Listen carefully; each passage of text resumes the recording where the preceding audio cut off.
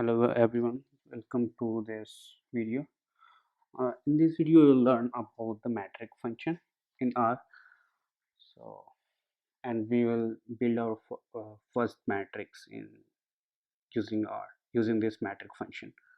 So let's see what you can get some more information using this question mark or the metric function, what it does. Uh, Let me run this. You can see it takes data, number of row, number of column, and it can also take this if you want to use by row. By default it's false. If you want to use uh, make a matrix, create a matrix by column, you can simply put by row. It's true. We will learn about this in this tutorial or later. So let's first start with our creating a vector first. So I'm going to create vector first.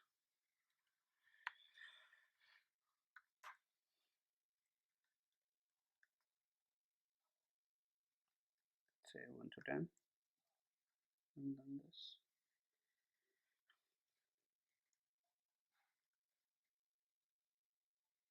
See, you just created a vector of from 1 to 10, and then if you want to access a particular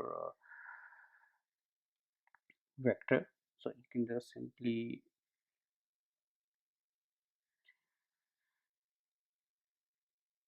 okay. So let's first assign this to create a matrix first. So we will be creating a matrix with column and rows.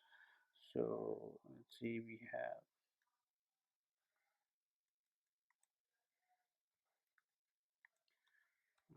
creating matrix, and this you can pass this data, and we can pass the number of rows and number of columns. And let's print this. You can see we have 4 rows, 1 2 3 4 and 5 columns here. You can see, and if you want to transform this by column, so we are going to simply put by row is equal to true. Let's create another matrix P.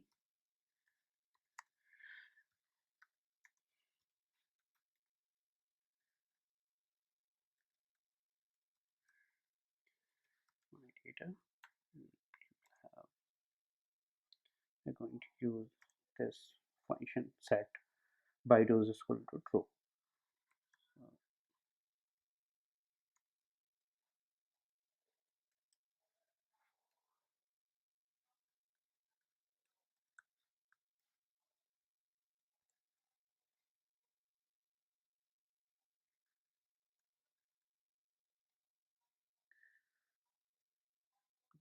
Now you can see it's a difference. It's when you use this by row parameter to set by row parameter 2, and we have different matrix. You can see 1 2 3 4. Now this got transformed, and now the next thing is we are going to use rbind function. So let's see how we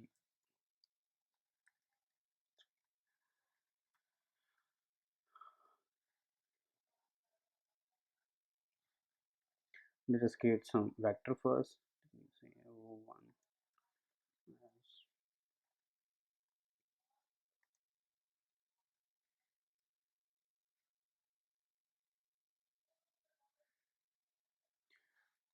Yeah.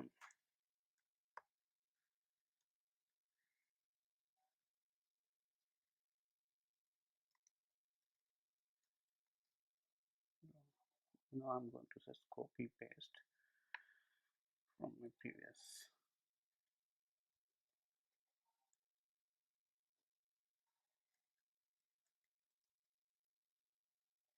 see. So let me run this one by one. You can see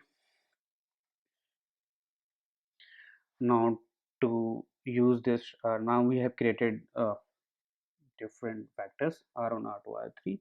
Now we need to combine this into one matrix. So we are going to use rbind function. So let me create another vector which combines. This is rbind function. I'm going to bind this all three rows r1, r2, and r3.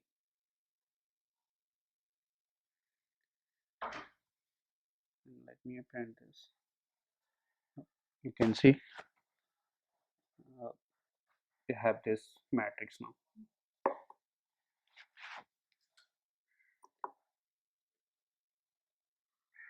And this is how we create a matrix using our bind function.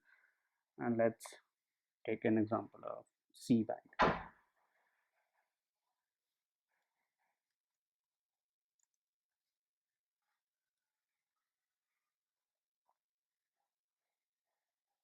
Let's create simple vector from 1 to 5 and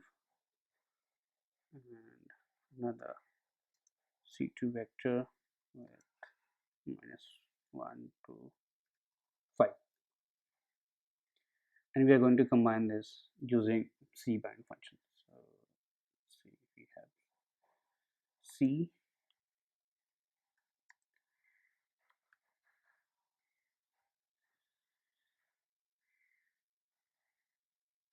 c1 comma c2, and this. There's something wrong here. What did I do? Okay, I'm sorry. Extra parenthesis here. We need to print this. Yep. Now you can see we just printed C1 and C2. 1, 2, 3, 4, 5.